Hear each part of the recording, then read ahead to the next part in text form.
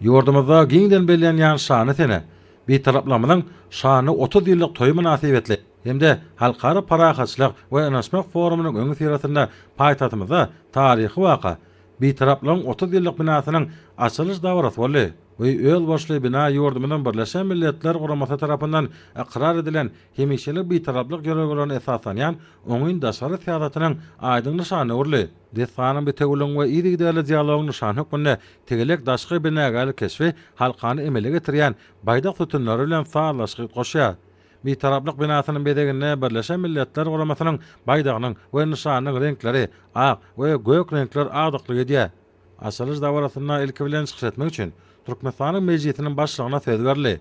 Bellenşýärli bir taraplyk we parahaçlyk medeniyetiniň benet ýörelgelerini dawarlanýan Türkmenistanyň adawraýyny şan şöhratyny beýgildiýän, halkymyzyň buýsunç mertebesini belende götürýän ajaýyp gymmatlyklar.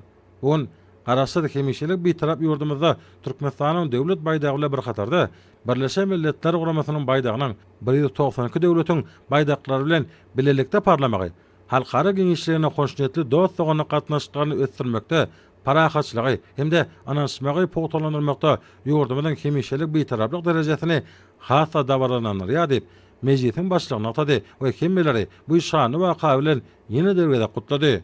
Soňra Birleşen Milletler Guramasynyň baş sekretärining ornatary Birleşen Milletler Guramasynyň Ženewadaky idarasynyň baş direktory Valavaya söz berdi. Ol Türkmenistanyň hemişelik bir taraplarynyň halkara derejesinde ikrar edilmeginiň 30 ýylyna başlanan monumentiň açylyş dawrasyna gatnaşmagynyň özü üçin uly hormatdygyny bellädi. Soňra bir ýerde çykyş etmek üçin Türkmenistanyň Ministrler Kabinetiniň başlygynyň ornatary, Daşary işler ministri Meredowa söz berdi. Ol parahaçlygyň anaşmagyň we halkara jewitleriniň täze nyşany bolan bir taraplaryň 30 ýyllyk binasynyň açylyş dawrasyna gatnaşjylary mübareklep 12-nji dekabrda geçirijek halkara parahaçlyk we anaşmak forumuna gatnaşmak üçin paýtatymyza gelen ähli wekilletlere hoşallyk bildirdi. Bellenşýärli bir forum Türkmenistanyň başlangyjy boýunça Birleşen Milletler Guramasynyň baş assambleýasy tarapyndan eglan edilen we ähli agda döwletler tarapyndan bir agdan gollanan halkara parahaçlyk we anaşmak ýylyna, şeýle-de halkara bir taraplyk gününe hemde Türkmenistanyň hemişelik bir taraplarynyň 30 ýyllygyna başlanyp geçirilýär. Bellenşýärli bir taraplaryň 30 ýyllyk binasy bir taraply konsepsiýasy ýaly dostlugy, özara düşünşmegi, anaşmagy, jewitsigi we raýdaşlygy alamatlanýar. Bugün bu binany açmak bilen biz onuň açyklygyň, dialogyň we hyzmatdaşlygyň nyşany hukmunda uzak ýyllaryň dowamyna durjakdygyny ananýasyp, ýurdumyzyň daşary syýasat idarasynyň ýol başdy beledi we dawaratmyjlara rowaşlyk ardy etdi. Şeýlelikde bir taraplaryň 30 ýyllyk binasynyň açylmagy Türkmenistanyň parahaçlyk derejelik wezipetiniň halkara jemgyýetçiler tarapyndan ikrar edilmeginiň ýene de bir aýdyn tutnamasy boldy. Bu bina paýtatymyzyň binagaly keşfiniň üstüne ýetirip ýurdumyzyň hemişelik bir taraplarynyň tutuş dünýäde parahaçlygy, anaşmagy we howpsuzlygy pogtalandyrmagy gönükdirilen işçiň daşary syýasatdygyny görkezýär.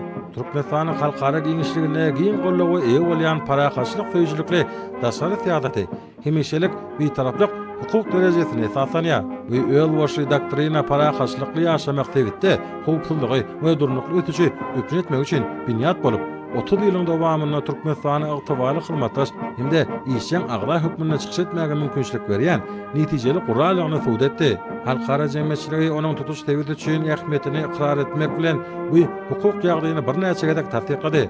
Birleşen Milletler Guramasynyň resmi namalary, şol sana baş assambleýanyň kararnamalary bu syýasatyň häzirki döwürde möhümdiginiň hemde üstünlükliginiň tutnamasy bolup kalmady diýär. Türkmenistanyň hemişelik bir taraplyk syýasatynyň Birleşen Milletler Guramasynyň baş assambleýasynyň 3 tane kararnamalary bilen berkitilen we üstünlen pugto halkara hukuk binýady bar. Bu resmi namalar bir taraplyk doktrinasynyň syýasy ýörelgeden başlap halkara diplomatiýasynyň köp ogurly Qur'any çenli ötüşini beýan edýär. Soňra bir ýerde Türkmenistanyň döwlet senatynyň ýanlanmagyna, Türkmenistanyň döwlet baýdagy we bir taraplyk aýdymy sadynyň ýerine ýetirmegine Birleşen Milletler Guramasynyň baýdagy alasmana galdyrly. Soňra bir taraplyk binasynyň meýdançatynda baýdak garlaryş dawrasy boldy. Bellenşýärli Türkmenistanyň bir taraplyk syýasaty halkara kadalarynyň berja edilmegi bilen şäklenmän.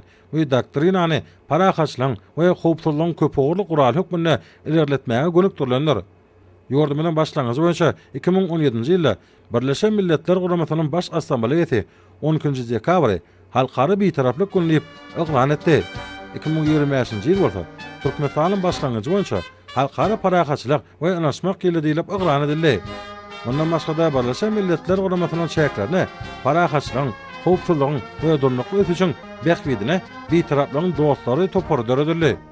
Ol bitaraplyk babatda köp taraplyň we tejribe açmak üçin resmiýdan meýdança bolup kalmady diýär. We başlangyçlar Türkmenistanyň öz bitaraplygyna beýleki ýurtlary üçin görüllü bolup kalmady diýen we işin ösdürilýän siýasat hökmünde garaýanyny görkezýär.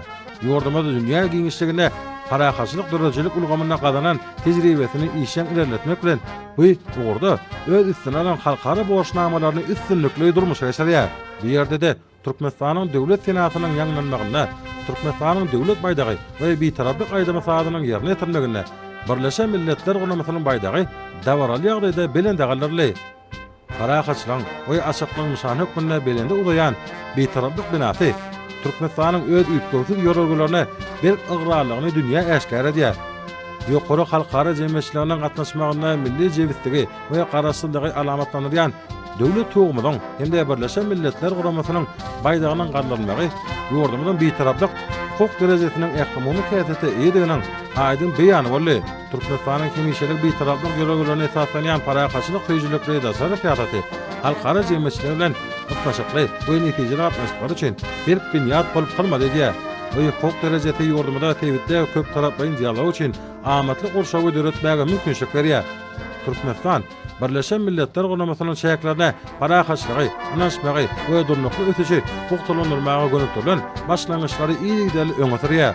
Olar ansan terror maksatnamalardan başlap, daşky gurşawy goramak, tebigat tirişleri, rejeli peýdalanmak boýunça teklipleri öz üçin alýar we bitarap daşary fiýataty iş ýerine durmuşa sürmäge kalmady diýär. Birleşen Milletler Guramasynyň düzüm birlikleri bilen halmatdaşlyk ýurdumyň daşary fiýaty ugrunyň esasy böle bolup durýar.